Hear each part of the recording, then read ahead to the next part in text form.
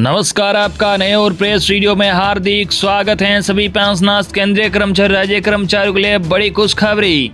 जी हां, 31% डीए पर ऐलान और डीए एरियर को लेकर सरकार से बड़ी खबर आ चुकी है, जिसकी पूरी जानकारी आपको इस वीडियो में मिलेगी। साथ ही कर्मचारी और पेंशनर्स के लिए मोदी सरकार के 5 बड़े फैसले आए हैं। तो बने रहा आप इस वीडियो को लास्ट तक को जानिए इन बड़ी खबरों को सबसे पहले। इससे पहले अगर आपने अभी तक भी इस वीडियो पर एक लाइक नहीं किया तो एक लाइक कर दीजिए, क्योंकि आपको एक लाइक ही हमारी मेहनत का फल होता है। भाई, चैनल को भी फ्री में सब्सक्राइब नहीं किया हो, सब्सक्राइब कर लीजिए, ताकि आगे भी आपको कर्मचारी और पेंशनर से जुड़ी लेटेस्ट बड़ी अपडेट सबसे पहले देखने को मिलती रहे।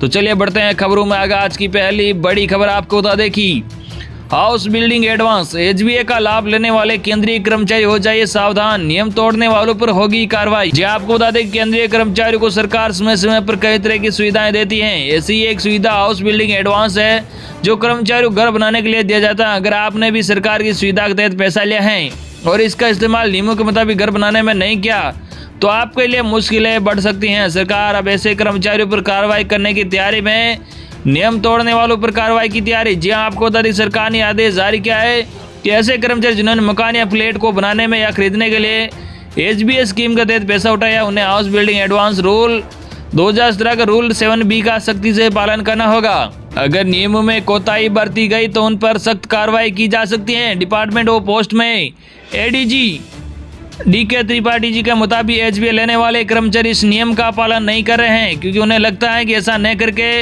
वो आराम से बच जाएंगे। मगर हमने इस बारे में सभी सर्कल में नोटिस भेज दिया है और ये आदेश जारी किया है, इस पर तुरंत अमल किया जाए। क्या होता है रूल 7B?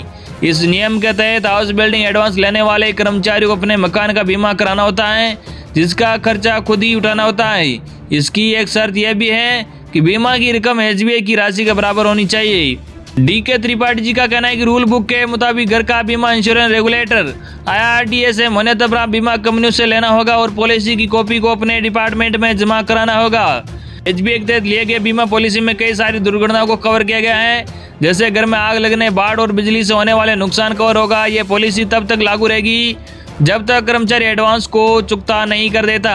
DK त्रिपाठी के मुताबिक हर HOD को कहा गया है कि हर साल जुलाई महीने में पॉलिसी प्रमाण पत्र की कॉपी कर्मचारियों से जमा कराए। सभी सर्किल को इस नियम को सख्ती से मानना होगा।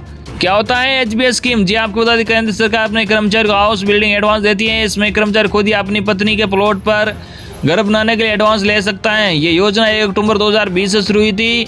इसके तहत 31 मार्च 2022 तक केंद्र सरकार अपने कर्मचारियों को 7.9% ब्याज दर पर हाउस बिल्डिंग एडवांस देती है। साथ वेतन आयोग की सिफारिशों और एचबीए नियमों के मुताबिक कर्मचारी नए मकान के निर्माण या नया घर फ्लैट खरीदने के लिए 34 महीने की बेसिक सैलरी, अधिकतम 25 लाख रुपया मकान की कीमत या फिर एडवांस चुकाने की क्षमता में से जो भी कम हो उतने अमाउंट का एडवांस ले सकता है।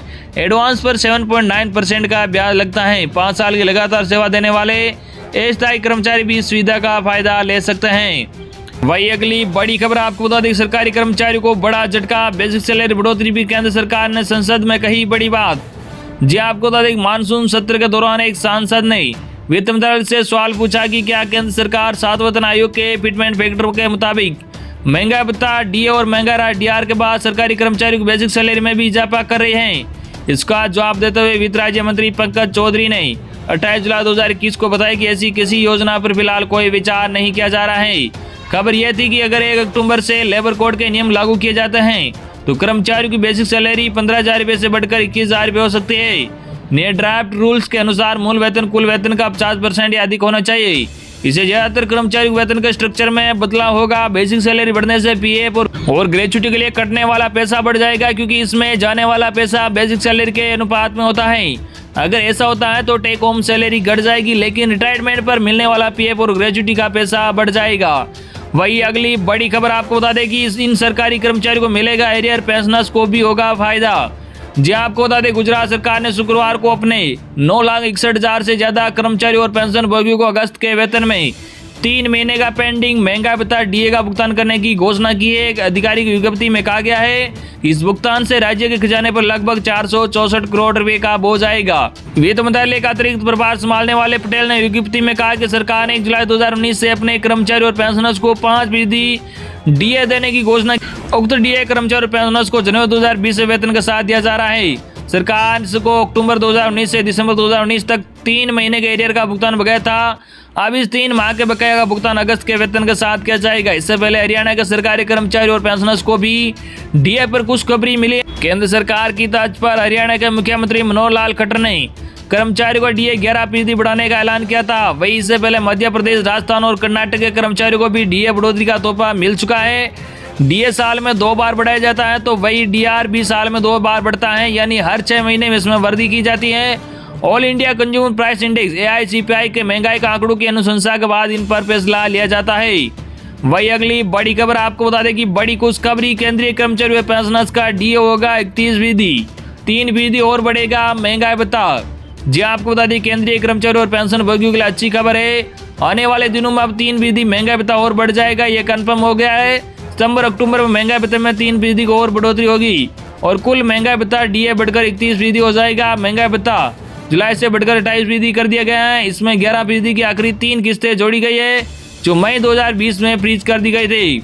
डीए 3% और बढ़ेगा। जी आपको बता दें जुलाई से 28% डीए मिलना है। इसका भुगतान जुलाई के वेतन और पेंशन के साथ किया जा रहा है। लेकिन इसी बीच अच्छी खबर यह है कि जून 2021 के लिए महंगाई भत्ता बढ़ाने का रास्ता भी साफ हो गया है और इसमें और 3% की बढ़ोतरी तय है। 3% की बढ़ोतरी के बाद टोटल डीए 31% हो जाएगा। इसका लाभ 1 करोड़ से अधिक केंद्रीय कर्मचारी और पेंशन भोगियों को मिलेगा। AICPI का आंकड़ों ने स्पष्ट किया। जी आपको बता दें श्रम मंत्रालय के जून 2021 के AICPI का आंकड़ों के देखें तो सूचकांक 1.1 अंक बढ़कर 121.7 अंक पर पहुंच गया। ऐसे में जून में डीए 4% बढ़ने की संभावना कम है, लेकिन इसमें 3% की बढ़ोतरी होना तय है। महंगाई भत्ते में 4% की वृद्धि के लिए AICPI इंडेक्स वर्कर का आंकड़ा 130 अंक होना चाहिए, लेकिन फिलहाल यह बढ़कर 121.7 अंक हो गया है।